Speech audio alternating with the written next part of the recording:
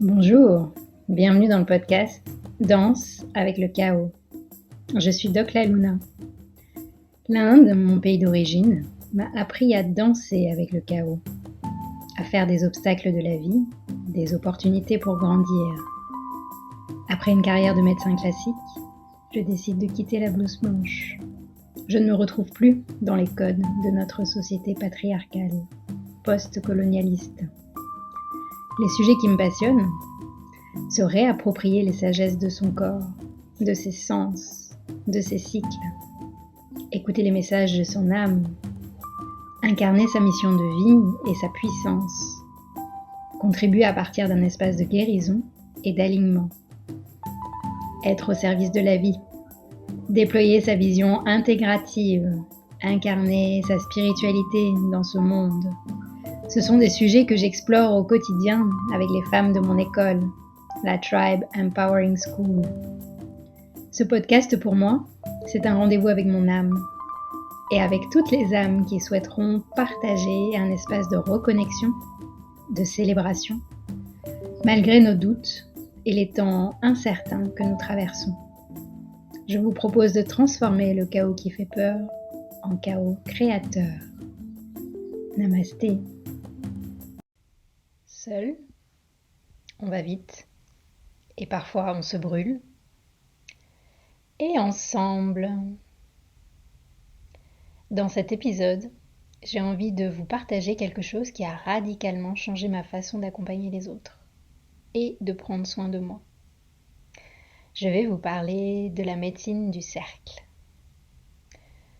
Avant, pour moi, les cercles de femmes, c'était de la blabla-thérapie. Des pleurs, des plaintes, des remous du passé qui tournent en boucle. Des nanas un peu bobos qui n'ont que ça à faire. Mais c'était avant, quand j'évoluais dans le monde patriarcal avec toutes mes pensées, mes croyances que je prenais pour réalité. Et surtout, je pensais que l'urgence était sur le terrain, dans l'action. C'est une ex-médecin militaire qui parle. Mais d'où me venaient toutes ces croyances ? Sur mon chemin de dépatriarcalisation, de décolonialisation, j'ai découvert un autre monde. Les tentes rouges, les cercles de femmes, les rituels, les célébrations, l'art de nous sentir, de nous soutenir et de célébrer le vivant, ensemble. La sororité, pas juste un mot, mais une vraie vibration, une vraie transformation individuelle et collective, qui va réveiller des mémoires anciennes et qui intègre toutes les émotions dans la création d'une réalité plus alignée pour soi et pour le collectif. Ça fait appel à la magie des neurones miroirs, à la puissance de la médecine du cercle que toutes les traditions ancestrales utilisaient. J'ai réalisé quelque chose dans ce chemin de l'entrepreneuriat et en particulier l'entrepreneuriat de la santé et du bien-être. C'est que même chez nous, nous sommes conditionnés par les mécanismes du patriarcat. Dès que nous commençons à nous faire connaître, avec la charge de travail, les consultations individuelles qui s'enchaînent, l'organisation des stages qui s'enchaînent aussi, les prises en charge parfois un peu trop formatées, où on se coupe de notre intuition, de nos dons. Ah, il y a aussi répondre aux mails. Être visible sur les réseaux. En plus, si on a une partie programme en ligne, il y a toute la logistique derrière. Et l'objectif de rentabilité pour pouvoir vivre de sa passion et lâcher le job alimentaire s'il y a. Vous pouvez rallonger la liste à souhait. Les injonctions continuent, voire même s'amplifient, plus que l'époque où on était salarié, puisque, à contrario du passé, on a appris à méditer, à prendre soin de nous, donc on conscientise encore plus ces injonctions. C'est quoi les conséquences de ça ? C'est qu'on y perd notre créativité, notre vibration unique, notre joie créative. On perd le sens, alors que, allô, c'est notre passion qu'on exerce. On est souvent en mode suradaptation Et puis il y a une forme d'incohérence qui se dessine entre ce que l'on prône et ce que l'on applique ou qu'on n'applique plus pour soi-même, par manque de temps. Et parfois, on repasse par la case burn-out. Et là, c'est le mental qui dit échec, encore, pourquoi moi, mais qu'est-ce que j'ai fait? Pourquoi je me rebrûle? Au secours, les vieux schémas qui ressortent, en puissance 10 000. Et là, ça tombe. J'ai réalisé dans ma vie d'entrepreneur que j'étais ma pire boss. Et que finalement, dans une organisation où on est salarié, c'est facile de remettre la pression sur l'autre. Alors que nous-mêmes, on se met une sacrée pression. Alors comment faire? Est-ce que tout est perdu? Est-ce qu'on rentre dans une boucle karmique? Non, je suis persuadée qu'on peut casser ces boucles karmiques. Qu'on s'est incarné dans cette vie pour pouvoir justement mettre en lumière ces boucles karmiques et s'en libérer. Et comment faire pour ne pas retomber dans cette course infernale? Comment faire pour vraiment kiffer la vibe, kiffer nos clients, nos clientes, kiffer nos services et nous libérer de ce patriarcat intérieur? Parce que je suis persuadée qu'on vit cette période pour créer nos nouvelles règles du jeu.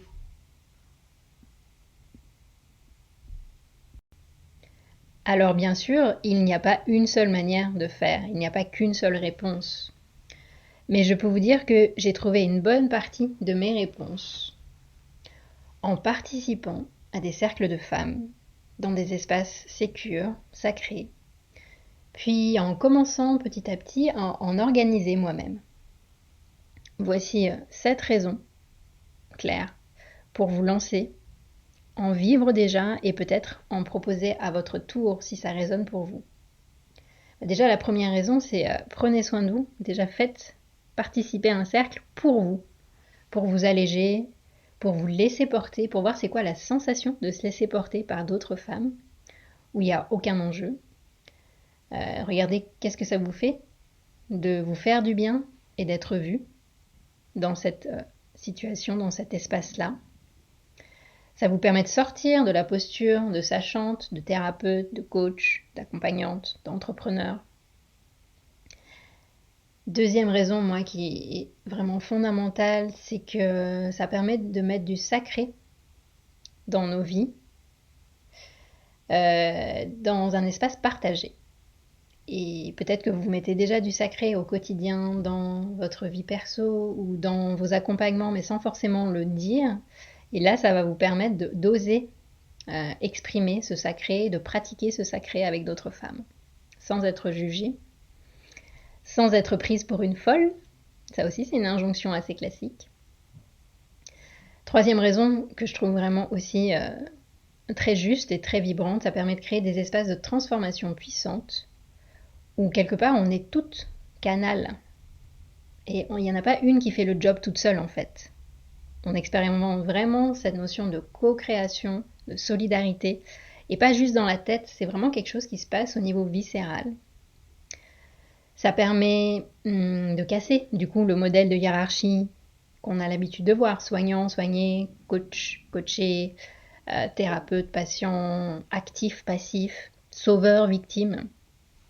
Là, on expérimente vraiment une autre manière d'accompagner les énergies, de faire émerger la magie, tout en nous reliant à tout ce que la science classique ne sait pas encore expliquer. Mais ça ne veut pas dire que ça n'existe pas, que ce soit l'invisible, l'univers, les 99,99999% d'invisibles dans le cosmos.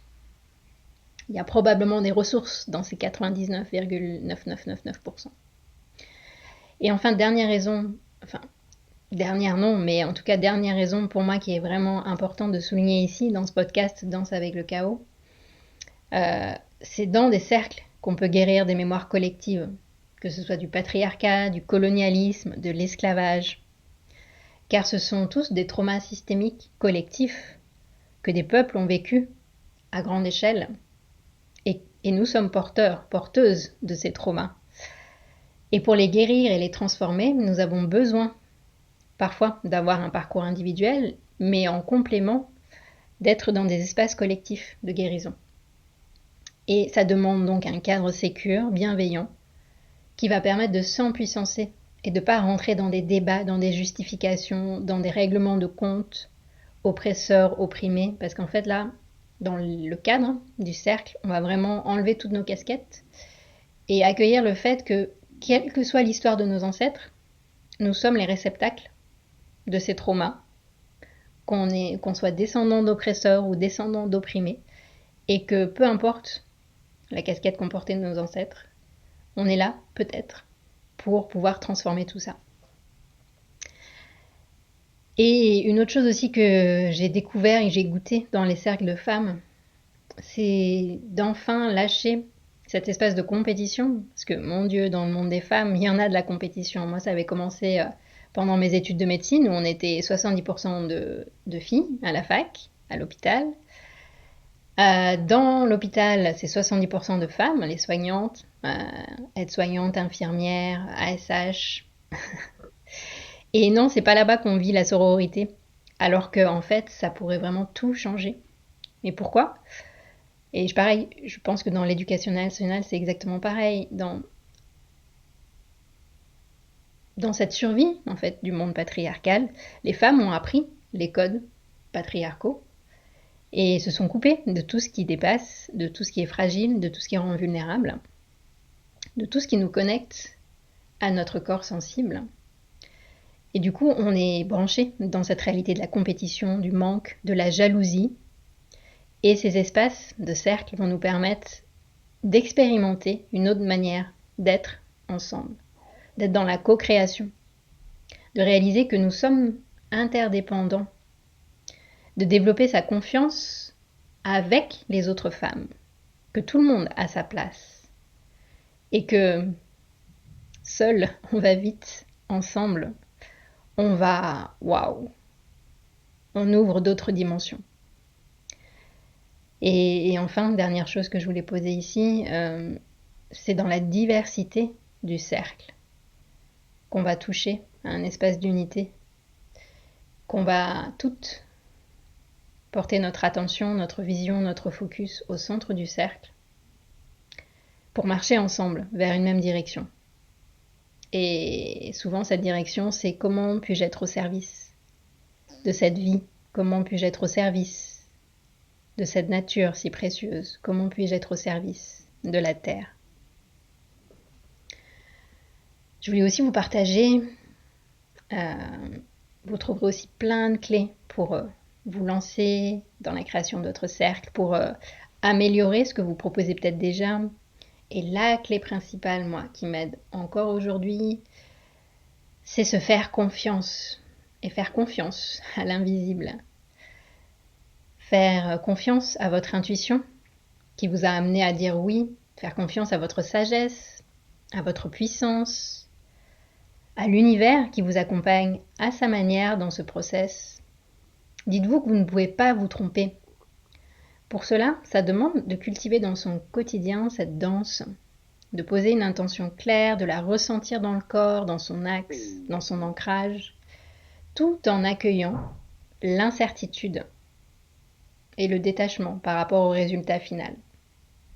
Il faut faire confiance aussi à que les expériences vécues pendant le cercle seront justes, que les femmes présentes pendant le cercle seront les bonnes personnes et que toutes les transformations qui vont opérer seront les bonnes.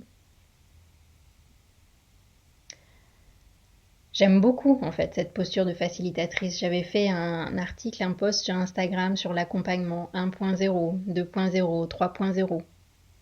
L'1.0, c'est ce que j'ai appris en fac de médecine, la relation médecin-malade, où le médecin est dans sa posture hiérarchique, a le savoir et il prescrit au malade qui va recevoir et appliquer à la lettre. L'accompagnement 2.0, on rentre plus dans l'univers de la santé naturelle où le thérapeute va être éducateur de santé et va proposer des grilles de lecture, des diagnostics et éventuellement des prises en charge personnalisées pour accompagner la personne. Donc on est déjà un peu plus dans l'horizontal, mais ça reste quand même d'un point A vers un point B, du thérapeute vers la personne. Et l'accompagnement 3.0, ça inclut justement cette notion d'équité, d'équanimité que le cercle offre. Déjà, on n'est plus dans une relation binaire, mais il y a la personne qui décide de lancer, facilitateur, ou les personnes, s'il y a des co-facilitateurs. Il y a les personnes qui se sentent appelées et qui vont participer, qui seront aussi co-créateurs. Et il y a un troisième élément, c'est l'espace que l'on va créer ensemble et qui a un rôle essentiel à jouer. Ce que je disais dans l'article, en fait, c'est qu'on a besoin peut-être des 3 accompagnements pour l'instant. Mais moi, vraiment, en ce moment, ce qui me fait vibrer, c'est cet accompagnement 3.0. Là, on a besoin de facilitateurs et de facilitatrices. Et c'est intéressant, regardez juste le mot. Dans facilitateur, il y a facile. Comment rendre facile? Ça nous rappelle que durant ce cercle, nous allons choisir le plus souvent possible la voie du moindre effort. Et d'expérimenter comment ça fait d'être dans cette voie du moindre effort au lieu de pousser ou de forcer les choses. Ça, forcément, on n'a pas l'habitude dans notre monde. Et ça demande quand même un cadre qui va permettre de contenir les énergies, mais un cadre flexible. Et qui va nous permettre de nous adapter en fonction de ce qui va émerger, qu'on n'aura pas prévu, mais qui fera aussi partie du jeu. Et c'est ça qui va créer la magie. Un petit exercice que je vous propose pour commencer à réveiller là où le facilitateur en vous. Déjà, commencez à, si vous avez déjà participé à un cercle, est-ce qu'il y a une personne qui facilite que vous admirez?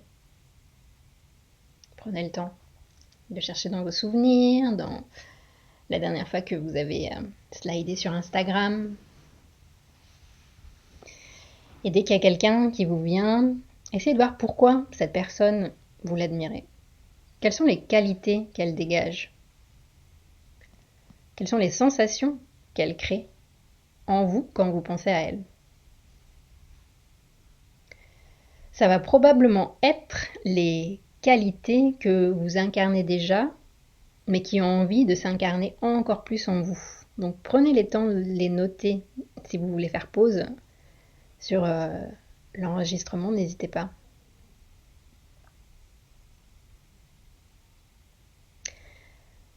Autre tips que j'ai envie de vous partager aussi, qui peut vraiment vous aider si ça y est, vous sentez que c'est le moment, mais il y a encore quelques petites résistances pour vous lancer dans la communication de votre premier cercle, ou voilà.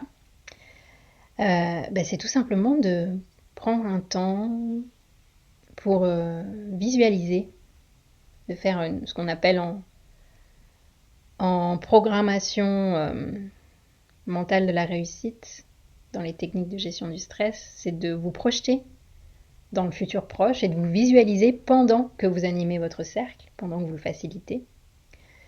Imaginez bien les sensations, comment est-ce que vous avez envie de vous sentir, dans l'ouverture du cœur peut-être, dans la pleine présence, dans les sourires, dans la fluidité, dans le flow. Pareil, si vous voulez faire pause et noter pendant que vous ressentez, écrivez. Après, il peut y avoir un petit stress d'anticipation, de se dire « Ah non, mais j'arrive pas à sentir les sensations agréables parce que j'ai peur que ça se passe mal. » Donc accueillez ce signal-là. Enregistrez-le parce que vous verrez, ça servira pour plus tard. Et prenez le temps aussi de visualiser l'après. Comment est-ce que vous avez envie de vous sentir après avoir facilité votre cercle? Là encore, allez sentir, questionner vos sensations, vos cellules. Et ça, vous allez voir, c'est un super exercice pour n'importe quelle première fois en fait. Là, on parle de la médecine du cercle, mais dans votre vie, vous allez forcément être amené à faire des choses pour la première fois. Prenez le temps de vous poser, de faire quelques respirations conscientes, de méditer, d'aller marcher dans la nature, et ensuite, projetez-vous dans ce futur possible que vous avez envie de créer. Informez vos cellules, ressentez vraiment qu'est-ce que vous avez envie de ressentir, sans jugement et juste dans l'ouverture. Et le jour J, reconnectez-vous à cette expérience en vous ouvrant à tous les possibles qui vont s'ouvrir. Parce que l'idée, c'est pas de rester accroché à la préparation mentale de la réussite. c'est d'avoir ouvert un espace des possibles, des vibrations. Et ensuite, le jour J, il va se passer une alchimie, il va se passer quelque chose que ce sera peut-être encore meilleur, en fait. Donc voilà, super exercice de visualisation, de préparation mentale de la réussite. Et dernière chose que je voulais vous partager, qui peut-être vous aidera aussi, c'est de vous créer un mantra pour la phase de préparation de votre cercle et que vous allez utiliser aussi avant, pendant et après le cercle. C'est ce qu'on appelle les Power Affirmations. Et ça peut être, moi je vous donne mon exemple qui existe maintenant chez moi depuis plus de 10 ans. C'était une intention que j'ai transformée en affirmation. Et donc c'est « Je suis au bon endroit, au bon moment ». Je suis au bon endroit, au bon moment. Cette phrase aujourd'hui, à force de l'avoir répétée, de l'avoir sentie, de l'avoir enregistrée, en termes de ressenti, de vibration, ça devient un signal réflexe. Dès que je la prononce en étant connectée à moi, ça me ramène dans un état de présence, de conscience. Donc à vous de créer la vôtre. J'en ai d'autres en exemple si vous voulez, si elles vous inspirent. J'ai pleinement confiance en moi et au processus du cercle de sororité. Ou encore, je suis appelée à incarner cette posture de leader, car il y a des femmes dans ma communauté qui aspirent à vivre cette expérience. Ou encore, j'ai confiance que quoi qu'il se passe dans le cercle, cela va soutenir les transformations les plus profondes pour toutes les personnes impliquées. Et dernière affirmation que j'aime beaucoup, je suis là pour être présente telle que je suis et je ne suis pas responsable des expériences des femmes qui rejoignent mon cercle.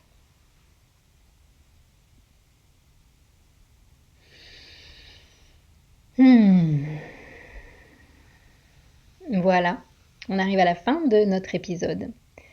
J'espère que il a nourri la Power Sister en vous et que ça y est, vous allez vous lancer si c'est la première fois ou vous allez y mettre encore plus de kiff, de vibe dans l'organisation de votre prochain cercle. Je vous propose pour la prochaine nouvelle lune de la Tribe une masterclass en ligne gratuite. Créer ces cercles de femmes. Go! C'est le titre. Et donc si vous êtes intéressé, je partagerai les coulisses de la Tribe Empowering School, comment j'organise moi et je lead les cercles, les rituels de pleine lune. Je partagerai aussi comment j'organise mes cercles en présentiel.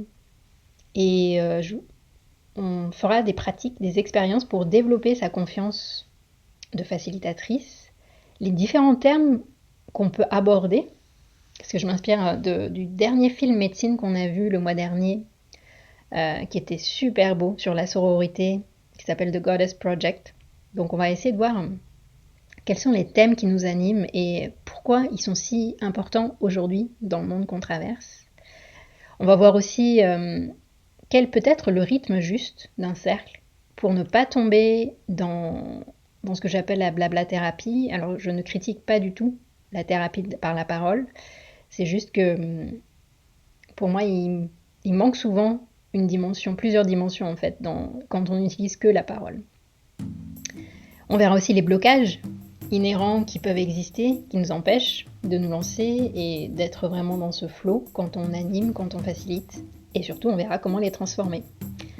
Voilà, donc vous trouverez le lien d'inscription de cette masterclass gratuite sous l'épisode et je me réjouis de nous retrouver bientôt. Si vous avez aimé cet épisode, s'il vous a fait du bien, n'hésitez pas à liker, commenter, vous abonner sur votre plateforme d'écoute ou sur YouTube. Et n'hésitez pas à partager aussi. Peut-être que vous avez des personnes autour de vous à qui ça fera du bien.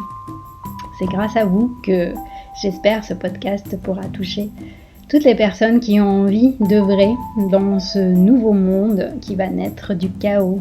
Merci.